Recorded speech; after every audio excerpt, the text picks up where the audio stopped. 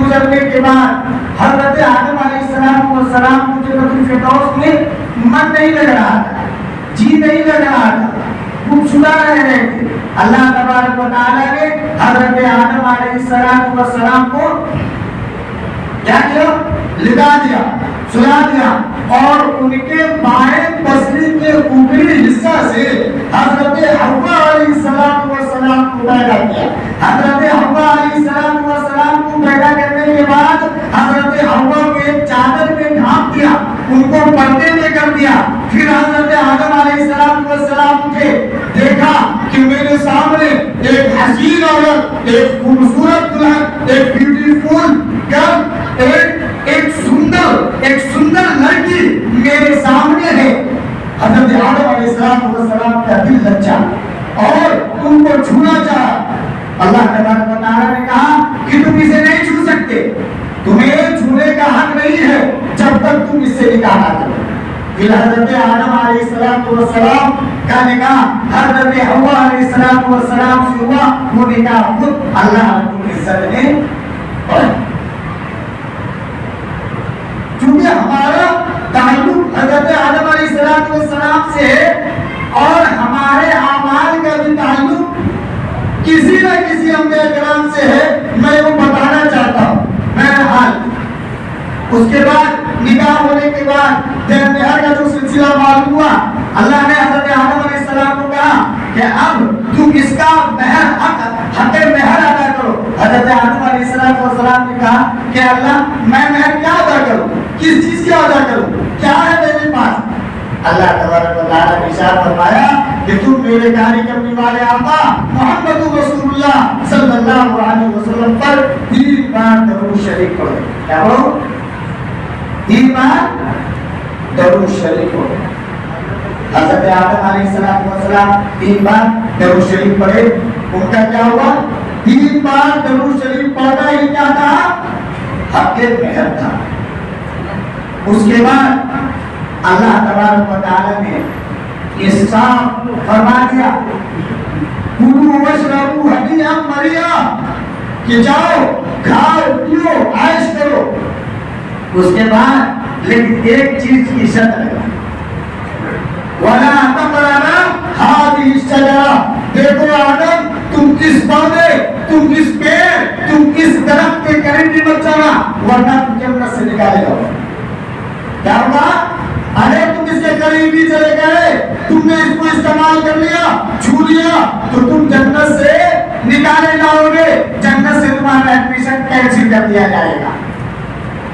لیکن اس کے باوجود بھی اللہ تبارک و تعالیٰ کی منع کرنے کے باوجود بھی حضرت حوا اور حضرت آدم علیہ السلام سے چوک ہو گئی، غلطی ہو گئی. کیا ہو گئی؟ غلطی ہو گئی. حضرت حوا علیہ السلام نے اس درخت کے پھل کو توڑا. اس پھل میں 3 بیج نکلا. کتنا بیج نکلا؟ 3 بیج نکلے. اس نے حضرت حوا علیہ السلام نے حضرت آدم علیہ السلام سے کہا کہ اے میرے شوہر، اے میرے پیارے پتی، آپ 1 بیج کھا لو، میں 2 بیج کھا لیتی ہوں.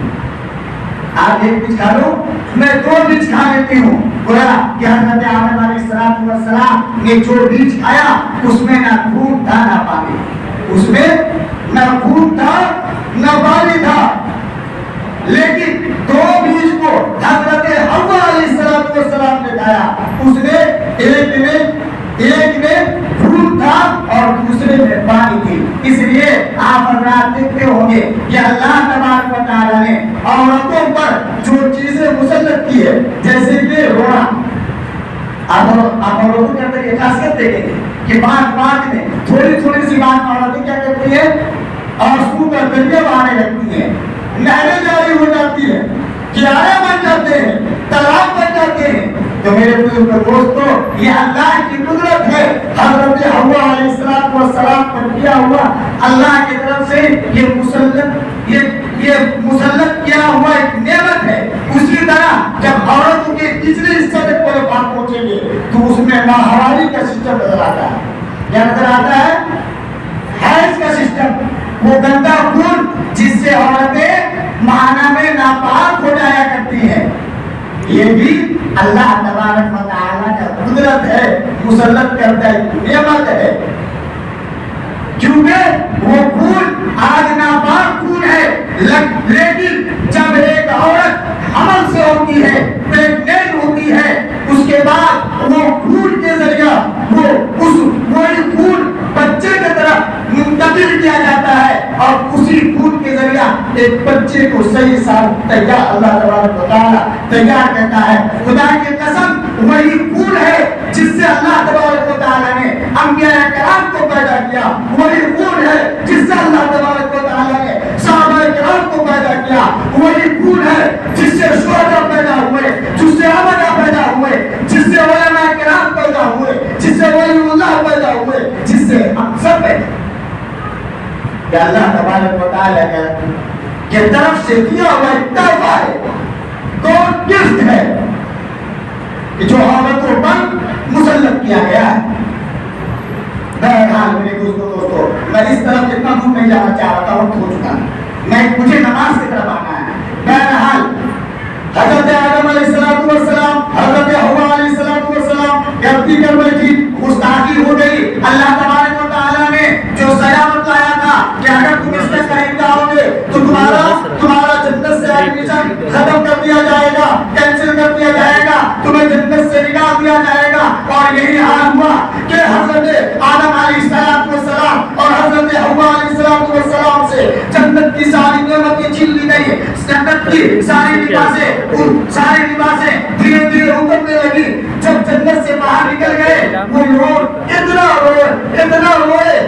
روئے کہ میرے دوستوں 300 سال تک حضرت آدم اور حضرت حوا علیہ السلام روتے رہی۔ آج حضرت آدم علیہ السلام اور حضرت حوا علیہ السلام کے آنسوؤں کا وہ صدقہ ہے کہ آپ سرزمین پر، اپنے سرزمین پر جب کوئی خوشبودار پودا دیکھتے ہیں، جیسے خوشبو کا، جیسے گلاب کا پھول، اس کا پیڑ، رات کے رانی کا پھول، اس کا پیڑ، اس کا پودا، جتنے بھی چمیلی ہے، جاسمین ہے، جتنے بھی چہکتے اور مہکتے درخت ہے، وہ حضرت آدم علیہ السلام کا یہ آنسوؤں کا بہا ہوا آنسوؤں کا صدقہ ہے کہ جس کے صدقے میں اللہ تبارک و تعالیٰ نے اس سرزمین پر ناچتا ہوا پیڑ اور پودوں کو پیدا کیا۔ اور کتنی آنسو بہی کہ جس کے ذریعہ اللہ تبارک و تعالیٰ نے اس دنیا میں چھوٹے چھوٹے پیارے، چھوٹے چھوٹے تالاب، چھوٹی چھوٹی ندیاں کا انتظام کیا۔ یہی وہ آنسو ہے۔ بہرحال میرے دوستو، اللہ کے بارگاہ میں تو نے خوب رویا، خوب گڑگڑایا، خوب چھٹپٹایا، خوب تڑپا۔ اللہ تبارک و تعالیٰ نے ان پر ایک آیت نازل فرمایا ربنا ظلمنا انفسنا وان لم تغفر لنا وترحمنا لنكونن من الخاسرین۔ اللہ تبارک و تعالیٰ نے اس کلمہ کے ذریعہ حضرت آدم اور حضرت حوا کی مغفرت فرمائی، ان کے گناہوں کو، ان کی گستاخی کو معاف فرمایا، اور ان کا ملن میدان عرفات میں کروا دیا۔ جب ملن ہوئی تو وہ وقت کیا تھا؟ صبح صادق کا وقت تھا، اور خدا کی قسم وہی وقت جنت میں آپ کو نصیب ہوئی، وہی وقت، وہی موسم جنت میں آپ حضرات کو ملے گا۔ بہرحال حضرت آدم علیہ السلام کی مغفرت کر دی گئی، ان کے گناہوں کو معاف کر دیا گیا۔ میدان عرفات میں حضرت حوا اور حضرت آدم علیہ السلام کی پھر سے ملاقات ہو گئی۔ اسی ملاقات کے شکرانے میں حضرت آدم علیہ السلام نے 2 رکعت نماز پڑھی۔ کتنا رکعت نماز پڑھا؟ 2 رکعت نماز پڑھا۔ ایک رکعت نماز پڑھا، رات کی اندھیری کٹ رہی تھی، اور دوسری رکعت جب نماز پڑھ رہے تھے تو دن کے اجالے چھا رہے تھے۔ اس لیے میرے بزرگوں دوستوں، اللہ تبارک و تعالیٰ نے حضرت آدم علیہ السلام کے اس عمل کو اتنا پسند فرمایا کہ اسی وقت حضرت آدم علیہ السلام سے کہا کہ آدم تمہارا یہ عمل مجھے اتنا جچ گیا، مجھے اتنا بھا گیا کہ میں اپنے پیارے محبوب محمد رسول اللہ صلی اللہ علیہ وسلم پر یہی 2 رکعت نماز فرض کروں گا. آپ نے دیکھا کہ یہ 2 رکعت کا تعلق کہاں سے؟ اور ساتھ میں اللہ تبارک و تعالیٰ نے یہ بھی فرمایا کہ یہ 2 رکعت جب امت محمدیہ ادا کریں گے تو میں اسے اتنا ہی ثواب دوں گا جتنا تمہیں 300 سال رونے کے بعد میں نے دیا ہے. اگر امت محمدیہ اس 2 رکعت کو پڑھ لے تو میں اتنا ثواب اس کو عطا کروں گا. میرے بزرگوں دوستو ذرا سوچے ہم سب کو فجر کی نماز پڑھنی چاہیے یا نہیں پڑھنی چاہیے؟ حضرت آدم علیہ السلام نے 300 سال رویا ہدایہ سے بتایا, اس کے بعد تب جا کر کے اللہ تبارک و تعالیٰ نے ان کا رحم فرمایا. اور آج امت محمدیہ کا اتنا بڑا گفٹ, امت محمدیہ کو اتنا بڑا تحفہ اللہ تبارک و تعالیٰ نے عنایت فرمایا ہے کہ وہ 300 سال کے بدلے صرف 2 رکعت نماز پڑھنے میں وہ ثواب آپ کو حاصل ہوگا. میرے بزرگوں دوستو اس لیے نماز ضروری ہے, اس لیے کہ یہ نماز جو ہے یہ روحانی عبادت ہے. نماز جو ہے ذکر کا سب سے بہترین ذریعہ ہے. نماز جو ہے اللہ کو یاد کرنے کا سب سے بہترین ذریعہ ہے. اور میں نے جو خطبہ پڑھا اس میں بھی اس کا ترجمہ یہی ہے کہ سجدہ کرو اور میرے قریب آ جاؤ. کیا کرو؟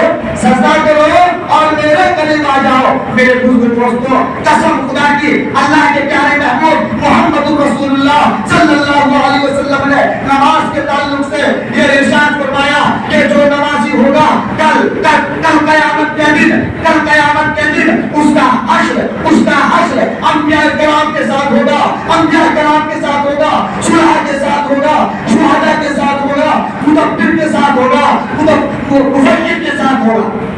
لیکن جو نماز نہیں پڑھے گا اس کا حشر ہارون کے ساتھ ہوگا, فرعون کے ساتھ ہوگا, قارون کے. جو نمازی نہیں ہوں گے اس کا حشر فرعون کے ساتھ ہوگا, حامان کے ساتھ ہوگا, شداد کے ساتھ ہوگا, قارون کے ساتھ ہوگا. دوسری جگہ اللہ کے پیارے محبوب محمد رسول اللہ صلی اللہ علیہ وسلم نے ارشاد فرمایا کہ جب بے نمازی کو قبر میں رکھا جائے گا اور قبر کو اس پر مسلط کی جائے گی تو قبر اس کے ساتھ ایسا معاملہ کرے گا, اس طرح سے دے گا جیسے کہ یہ 2 انگلی یوں ایک دوسرے میں گھس رہی ہے. میرے بزرگوں دوستوں اسی طرح دائیں طرف کی پسلی بائیں طرف کی پسلی سے جا ملے گی. اور اللہ دوسری طرف اللہ کی پیارے محبوب محمد رسول اللہ صلی اللہ علیہ وسلم نے ارشاد فرمایا کہ جب ایک بے نمازی کو دفن کر دیا جاتا ہے, قبر میں دفن کر دیا جاتا ہے تو اللہ تبارک و تعالیٰ اس پر ایک منڈے سانپ کو مسلط کر دیتا ہے اور وہ سانپ اس بے نمازی کو اس طرح کستا ہے کہ 70 گز وہ بے نمازی اس سرزمین میں تک جاتا ہے. اللہ اکبر. اللہ تبارک و تعالیٰ ہم سب کو نماز پڑھنے کی توفیق عطا فرمائے, اپنا خوف ہمارے دل میں پیدا فرمائے. میرے بزرگوں دوستوں آج ہاتھ اٹھا کر کے دل پر ہاتھ رکھ کے یہ تہیہ کرے کہ اللہ تبارک و تعالیٰ نے اپنے بندگی کا روزانہ کا جو ذریعہ بتایا ہے اس میں صرف ایک بتایا کیا ہے, وہ صرف نماز ہے. کیا ہے؟ صرف نماز. انشاءاللہ آج سے مرتے دم تک جب تک ہمارے جسم سے روح نکل نہ جائے تب تک ہم نماز پڑھیں گے, نماز کو قائم رکھیں گے, نماز کو قائم رکھیں گے, نماز کو اپنی زندگی سے دور نہیں جانے دیں گے انشاءاللہ.